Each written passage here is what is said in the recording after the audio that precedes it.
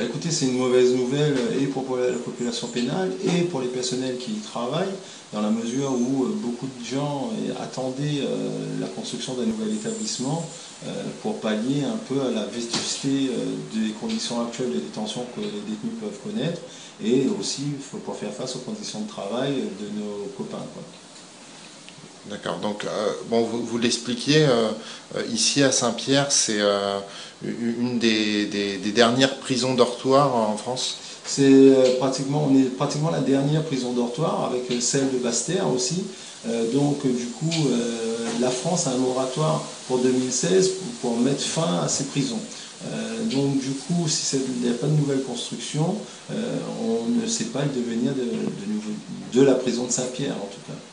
Ben, auprès de nos collègues, c'est la crainte et c'est cette incertitude qui va régner jusqu'à ce que la ministre annonce enfin le remplacement de cet établissement. Parce que la crainte, c'est la fermeture définitive de la maison d'arrêt de Saint-Pierre et le déplacement des personnels sur les deux autres structures de l'île, quoi.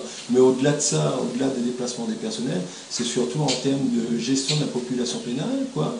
Parce qu'on connaît tous les problématiques liées au transport à La Réunion, et faire déplacer les détenus dans le nord ou dans le sud, ou dans le nord, l'ouest, ça va être compliqué, quoi.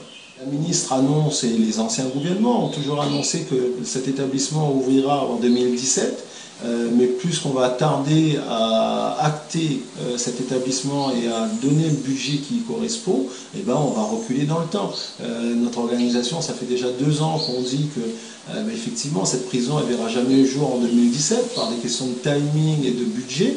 Là, ça nous donne raison et que 2017, c'est trop juste pour avoir un nouvel établissement dans le sud. Vous y croyez quand même ou... On y croit parce que c'est une nécessité pour la population réunionnaise et pour les personnels qui y travaillent, c'est une nécessité.